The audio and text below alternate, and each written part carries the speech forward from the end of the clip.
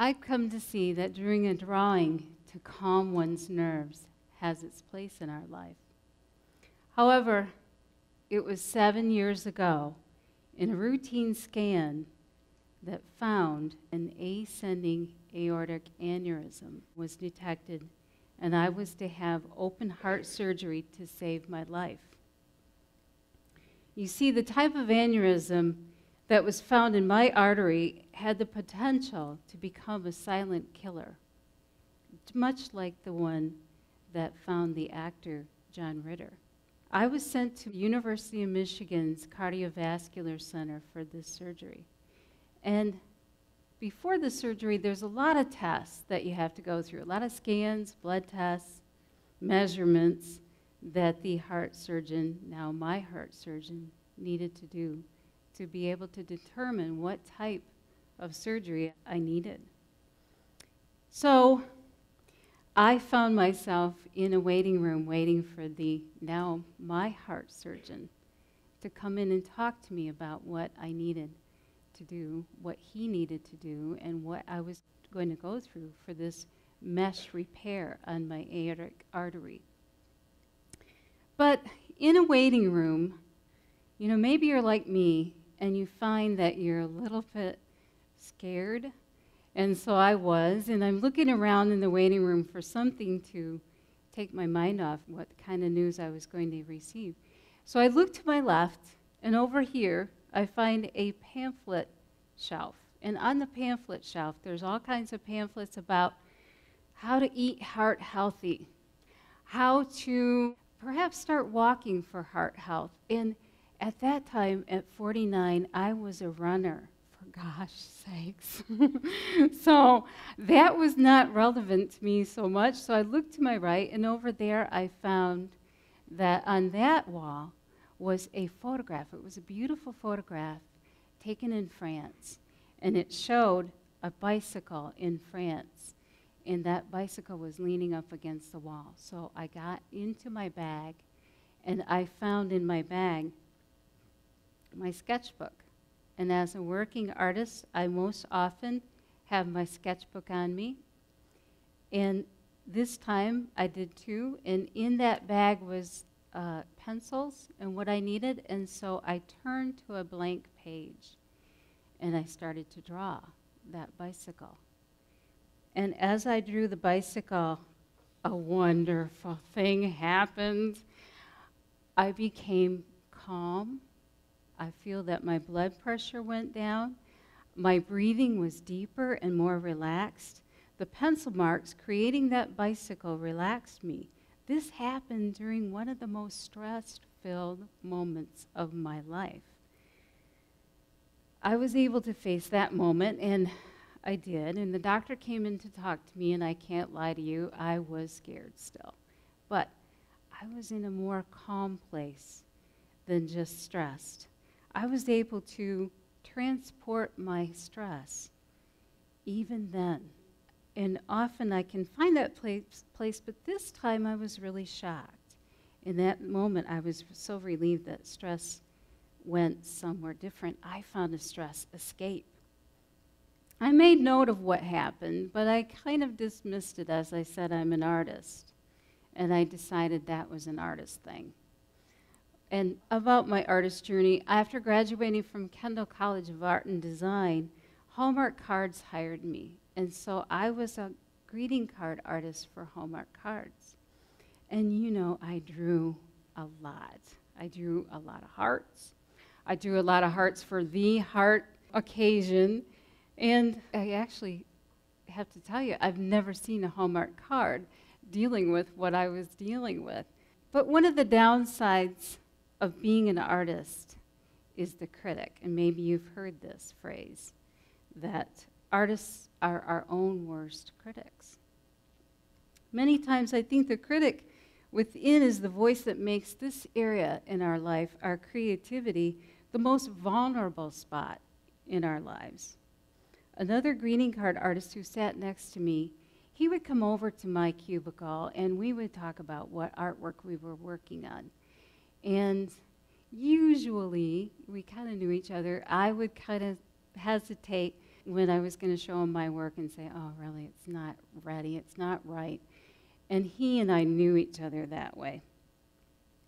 So what we did to remedy that was we asked each other, what's your favorite inch of that whole piece of artwork? So in other words, what inch of the painting really worked out? What were you able to live with? What inch were we really happy of and maybe even proud of? The whole thing made us wince sometimes, but it kept our spirits buoyed to see a really good part of our work. Even when we can only find an inch, we could feel proud of that inch and be happy with our accomplishment in the beauty of that small spot. And what we created in an inch was good enough. In a mindful way, the critic is kept at bay. Currently, I'm a children's book illustrator and an author, and I'm able to work with schools and the children where I am doing a program of my own creation. I work directly with 3rd to 5th graders in classrooms, and I write and draw with the kids. It's something akin to an artist in residence writing and drawing with kids. I get to see firsthand how the kids respond. The 3rd graders generally are pretty pleased with what they have. They're happy to share their art. They're happy to show me. The 4th graders end up dealing with the art critic. And I think that's really sad, that the critical voice enters in 4th grade. So I like to point out to them, too, that they can find a favorite inch in their artwork.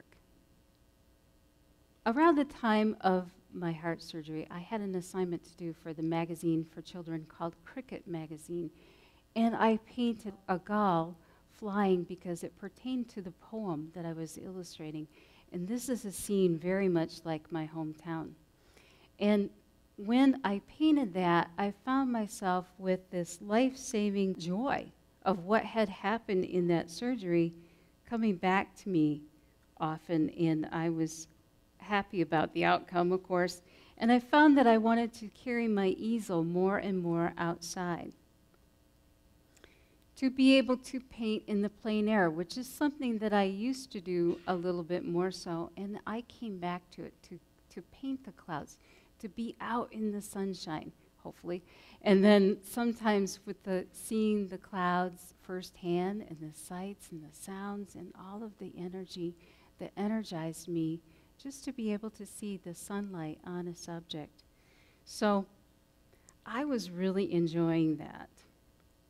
And so then, as University of Michigan kept tabs on my aneurysm and healing, they found another aneurysm in the same artery. And this one was right before my heart. So this required another open heart surgery as well, as it required a new valve for me. But I feel as though this time I was ready. I was born a blue baby, so I was born a baby who didn't have very good circulation right at first, and it was initially found that I had a bicuspid valve from birth. And I was always told, you're fine. There is no problem. You have every reason to be able to participate and do everything that you want to do. There is no complications, there's no difficulty here with that bicuspid valve.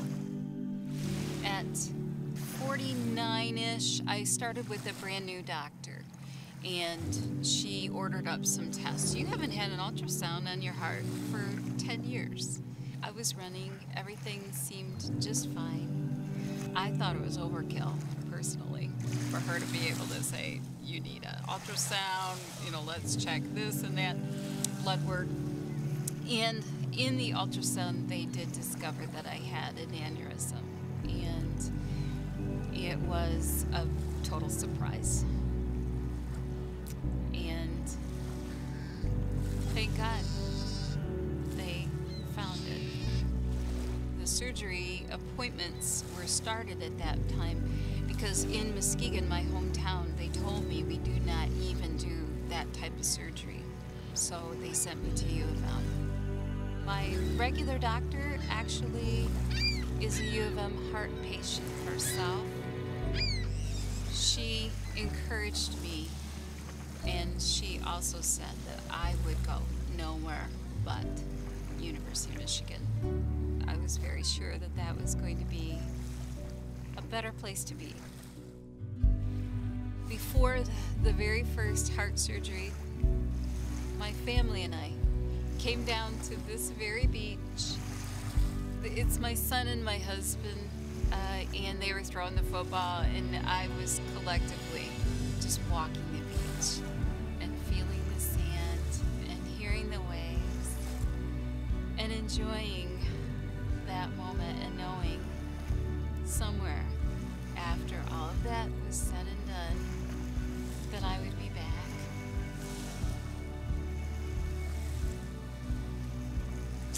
And so I am, and so I'm blessed.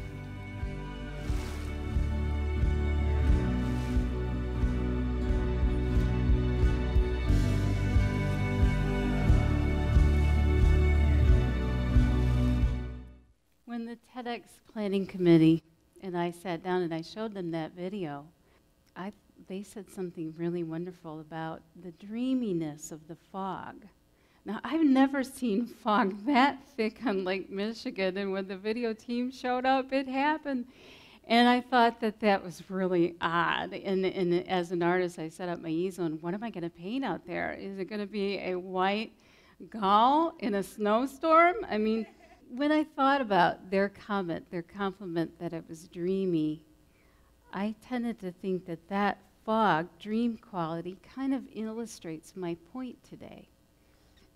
That when you're in the thick of things like that, like really thick fog, and you can only see inches right in front of you, I think that's a really good time to be able to find that favorite inch in your life and part the clouds, part the fog, and be able to find something really good in that moment.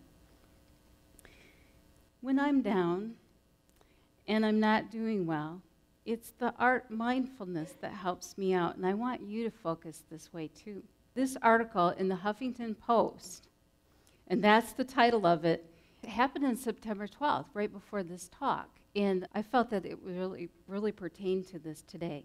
So what they did in this research was the art therapist took some blood levels, and in the blood levels they measured the cortisol, which is a biological indicator correlating to stress. So the higher cortisol level is the more stressed you are. So they took the blood test before this group of people that were heart therapy participants, and then they took it after and they saw that level go down. So that is actually the scientific proof that adds up to helping me with that feeling that I had when I was in that waiting room. And when I just touched paper or pencil to paper and I felt more calm. Now, I believe, I know, everyone here goes through difficulty. It's not just my open heart surgery. Everyone here knows someone, probably, that's suffering with cancer or a loved one, a friend. I don't have any illusions that mine is unique in that way. We all go through it. And as an example, when I happened to be going through the CT scan room at the University of Michigan, in that room, you have to end up taking your clothes off, putting everything in the locker, putting on the hospital gown. You humble yourself. And while I was in there, again, I was looking around for something and I saw a spiral-bound notebook, the same type of inexpensive thing that high school students use. And the cover of it said, "Write in here if you wish." The inside was well worn. So I was curious, and I opened it up. And when I did, I saw different handwriting and drawings even in that notebook. Well, when I looked more closely, I found things written in there like this. They tell me I only have 2 months to live. Stage 4 cancer of my lungs. Please pray for my kids. I love my family so much. Please pray for me. Love is all we have. Find joy in simple moments and acts of kindness. I'm going to add, which at a moment like this, you know those patients going in for a CT scan are going through something pretty profound, no doubt. But I also know in that moment, they were able to freely express themselves, and they gave that over and found a moment of peace, I believe, in a creative way. And in doing so, that opened up a window of hope. What I want to pass on for each of you, and it can be as simple as a spiral-bound notebook of creative expression. I wish that you too will find your favorite inch each day, because, and I quote, Nelson Mandela said, "We must use time wisely and forever realize that the time is always ripe to do what is right." The right thing for you to do is to focus on the favorite inch of your day. Creatively doing the right thing for you, it is good for your heart. And all of that positive focus makes our world a better place, inch by inch. Thank you.